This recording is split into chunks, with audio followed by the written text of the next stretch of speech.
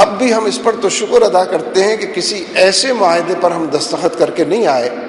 کہ جس میں ہمارا ایٹمی پروگرام غیروں کے تحفظ میں چلا جائے،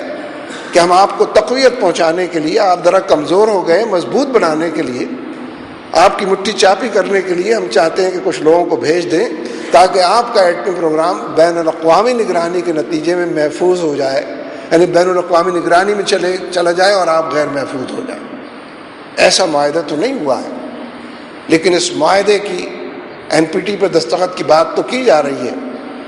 اور القاعدہ کے حملے کے نتیجے میں جوابی کارروائی کی دھمکیاں بھی دی جا رہی ہیں، لیکن اس معاہدے کی نوبت ابھی تک نہیں آئی۔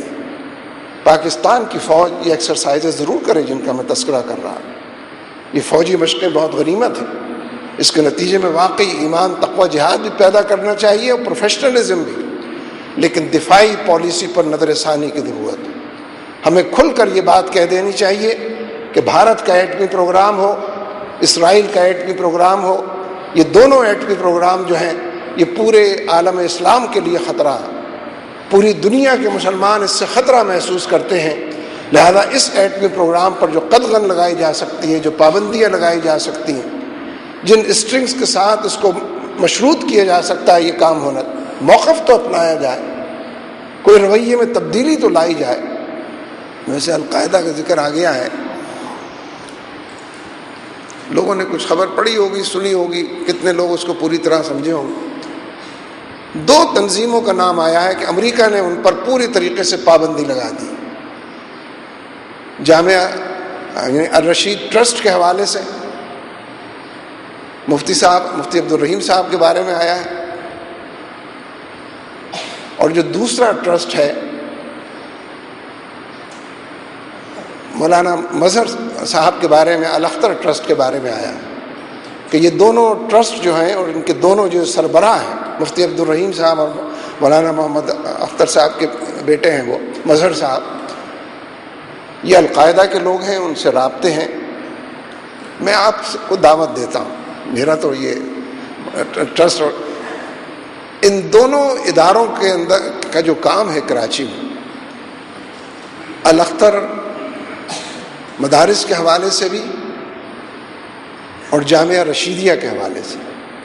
ان کے جو کیمپسز ہیں، ان کی جو ملٹی سٹوری بلڈنگز ہیں، ایک ایک جگہ پر 25-25 ہزار طلبہ زیر تعلیم، اور جامعہ رشیدیہ والوں نے تو جو معمول کا نصاب ہے دینی، اس کو ایک شعبے کی صورت دے دی ہے، باقی تمام شعبے وہ ہیں جو کراچی یونیورسٹی کے اندر ہیں، جو پنجاب یونیورسٹی کے اندر، وہ تمام شعبے موجود ہیں۔ 25-26 ہزار طلبہ ہاسٹل میں رہتے ہیں، پوری ریاست ہے یہ۔ ریاست کو کنڈکٹ کرنا، اس کو مینیج کرنا، اس کو ایڈمنسٹر کرنا کن صلاحیتوں کا مطالبہ کرتا ہے؟ یہی معاملہ الاختر والوں کا، ان کے بھی بہت بڑے ایریا کے اندر، میں نے دونوں جگہ کا وزٹ کیا ہے، بہت تفصیل سے گھنٹوں وہاں پر ان لوگوں کے ساتھ گزارے ہیں، اور خدمت بھی انہوں نے بہت کی، زلزلہ زدگان کی بھی خدمت کی ہے، ابھی یہ جو صوبہ سرحد میں ہجرت ہوئی ہے، ان دونوں جگہ پر خدمت کی ہے، ابھی تک ان کا کام جاری ہے۔ مسلمانوں کے اندر خدمتی ادارے وجود میں آ جائیں، مسلمان معاشرے کے اندر تعلیم و تعلم کا کلچر عام ہونے لگ جائے، خطرناک بات ہے امریکہ کے لیے اور اس کے حواریوں کے لیے اور ان کے مقاصد کے لیے، اور جن اہداف کو وہ حاصل کرنا چاہتے ہیں اس میں رکاوٹ ہے سارا کام۔ کہتے تو ہیں کہ کمپیوٹر بھی آپ کو پڑھانا چاہیے، فلاں بھی کرنا چاہیے، صرف یہ پرانی علم کلام اور اصول فقہ اور پڑھاتے رہتے ہیں آپ، لیکن اگر آپ پڑھانا شروع کریں تو خوف زدہ بھی ہوتے ہیں کہ یہ تو بالکل ہمارے ہم پلہ، دین بھی سیکھ لیں گے، دنیا کو بھی جان لیں گے۔ ویسے تو جو دین سیکھتے ہیں وہ دنیا کو دنیا والوں سے، آج کی دنیا والوں سے تو بہتر ہی جانتے ہیں۔ امانت و دیانت بھی کوئی ہوتی ہے، کچھ سخاوت بھی ان کے اندر ہوتی ہے، کچھ لوگوں کی خیر خواہی بھی ہوتی ہے، کہ لوگوں کے غم کے اندر گھلنے کی کیفیت بھی ہوتی ہے، تو بڑی خصوصیات ہیں انسانی سطح پر۔ معاشرے تو انہی خصوصیات سے پہچانے جاتے ہیں اور اپنی زندگی کا ثبوت بھی انہی خصوصیات سے فراہم کرتے ہیں۔ میں نے ویسے آج ان دونوں سے بات بھی کی ٹیلی فون پر، مبارکباد بھی دی ان کو کہ آپ کافی خطرناک لوگ ہو گئے ہیں، آئندہ سوچنا پڑے گا کہ آپ سے ملاقات کی جائے یا نہ کی جائے۔ لیکن حقیقت یہ ہے کہ میں جب دفاعی پالیسی کی بات کر رہا تھا، کوئی اس ملک میں حکومت نہیں، دونوں نے مجھ سے یہ بات کہی، اور میں پہلے سے بھی اس بات کو جانتا تھا ان کے سربراہوں نے، کہ ملک کے اندر 5-5, 6-6 تحقیقاتی ادارے ہیں جنہوں نے مکمل تحقیق ہمارے بارے میں کر لی، جنہوں نے تفصیلی رپورٹیں حکومتوں کو پیش کر دی. کوئی ایک چیز غیر قانونی اور آئین کے خلاف نہیں، کوئی ایک چیز قاعدے اور ضابطے کی خلاف ورزی پر مشتمل نہیں. لیکن ناطقہ سربا گریباں اسے کیا کہی؟ کاش مرزا غالب زندہ ہوتے. حیران ہوں، دل کو روؤں کہ پیٹوں جو ویسے الحمدللہ رونے پیٹنے کا مرحلہ تو نہیں ہے، یہ تو آگے بڑھنے کی بات ہے، اور آگے بڑھ کر جو جام اٹھا لے مینا اسی کی والی بات ہے. یہ تو جدوجہد اور کشمکش کا عنوان ہے. لیکن یہ بات بالکل واضح ہے، چاہے وہ ایٹمی دائرے کی بات ہو، فوج کی عمومی پالیسی، حکومت کو ایک خاص سمت میں لے جانے کی بات ہو. ملک کے اندر جو ادارے پرورش پا رہے ہیں، مجھ سے میں پچھلی مرتبہ جب مولانا اختر صاحب کے ادارے میں مولانا مظہر صاحب کے ساتھ دورہ کر رہا تھا، اور ظاہر ہے کہ 8-10 ملٹی سٹوری بلڈنگز ہیں، بے شمار دوسرے ادارے ہیں. صفائی کا بہترین انتظام. لوگ کہتے ہیں نا یہ مولوی لوگ ہوتے بڑے گندے ہیں، غلاظت. صفائی ستھرائی کی تلقین تو کرتے ہیں کہ نصف ایمان ہے، کرتے کراتے کچھ نہیں. ایسی باتیں بعض مشہور ہو جاتی ہیں. اس طرح بعض چیزیں ڈس انفارمیشن کے روپ میں ایک نیا روپ دھار لیتی ہیں اور دور تک پہنچ جاتی ہیں.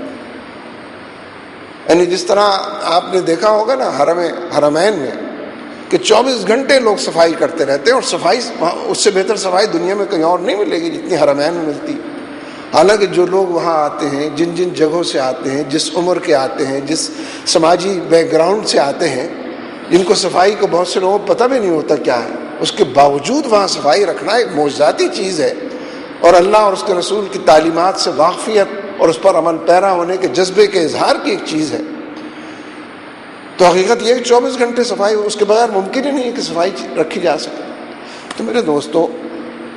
جہاں سے بات میں نے شروع کی تھی، فی نفسہ ہی آج کے معاشرے کے اندر ایسے انسانوں کی بہتات ہونی چاہیے، ان کی تعداد اور مقدار میں، گنتی کے اندر بھی ان کے اضافہ ہونا چاہیے، جو کل کے کل قرآن و سنت کے حوالے سے پہچان اپنی پیدا کر سکیں. جب خدمت کی بات آئے تو خدمت کر سکیں، جب صفائی کی بات آئے تو صفائی کر سکیں، جب دشمن سر پر آ کر کھڑا ہو جائے تو بندوق بھی اٹھا سکیں، جب حالات کا جبر ان سے کہہ رہا ہو تو علم کو اور تعلم کو عام کر سکیں. اور ہمارے معاشرے کے اندر اگر الٹریسی ہے اور لوگ علم سے بالکل محروم ہیں تو اس خلا کو پر کر سکیں. یہ سارے ہمارے محاذ ہیں، یہ سارے ہمارے مورچے ہیں، یہ سارے اسلام اور قرآن و سنت کے دائرے ہیں. ان سب کے بارے میں مجھ سے اور آپ سے پوچھا جانا، ذہنوں کی آبیاری بھی کریں، جسم و جان کو اللہ اور اس کے رسول کے حوالے بھی کریں، اور فرد کو بھی اور اجتماعیت کو بھی اور ظاہر کو بھی اور باطن کو بھی آپس میں منسلک کریں، اور تمام دائروں میں ایک ہی پالیسی کے نتیجے میں پوری دنیا میں سچ کے علمبردار بن کر اٹھیں، اور دکھی انسانیت کی خدمت کرنے کے لیے، ان کے دکھوں کے مداوے کے لیے، ان کے زخموں کے پھائے کے لیے اپنی طبیعتوں اور مزاج میں بھی اس کلچر کو فروغ دیں، اور آنے والے حالات میں اور دنوں میں بھی فی الحقیقت اسی کلچر کے نتیجے میں ایک آخری بات کہہ کر اپنی بات ختم کرتا ہوں. یہ جو آج کی مغربی تہذیب ہے جس کا سرخیل اس وقت امریکہ ہے، یہ مغربی تہذیب دم توڑ چکی ہے، یہ ڈھلان کی طرف چل پڑی ہے، اس کا انحطاط رونما ہو چکا ہے، یہ زوال پذیر ہے. بہرحال ایک پرانی تہذیب ہے، اور 4 دانگ عالم میں انگنت تہذیبوں کو ہڑپ کرنے والی، جذب کر لینے والی تہذیب ہے. اس لیے بصیرت کی آنکھوں سے دیکھا جا سکتا ہے کہ تہذیب کس طرح انحطاط پذیر خلا پیدا ہو رہا، کوئی نہیں پر کر سکتا سوائے اسلامی تہذیب کے، اسلامی تمدن کے، اسلامی معاشرت کے، اسلام کے خاندانی نظام کے علاوہ کوئی اس خلا کو پر نہیں کر سکتا. اسلام کی سیاسی پالیسی، اسلام کی عسکری پالیسی. تو یہ محض اگر زبانی کلامی بات نہیں ہے کہ آپ نے کہی تو میں نے سن لی اور میں نے کہی تو آپ نے سن لی، اگر یہ فی الحقیقت ایمان کے تقاضے کے طور پر اس وقت سامنے ہے تو ناگزیر ہے کہ اس جدوجہد کا حصہ بنا جائے، اس کشمکش کو مول لیا جائے جو اطراف میں پورے معاشرے میں موجود ہے. رجوع اللہ کے نام سے موجود ہے، خدمت خلق کے حوالے سے موجود ہے، دعوت اللہ لوگوں کے ذہنوں کی آبیاری سے موجود ہے، کردار سازی، سیرت کی تعمیر کے حوالے سے، تزکیہ نفس کے حوالے سے موجود ہے، اور انسانوں کو انسانوں کا غلام بنانے سے انکار کر کے بندوں کو بندوں کی خدائی سے نکالنے کے اندر موجود ہے۔ اللہ تبارک و تعالی ہمارا حامی و ناصر ہو۔ اقول قولی ھذا استغفر اللہ لی ولکم ولسائر المؤمنین۔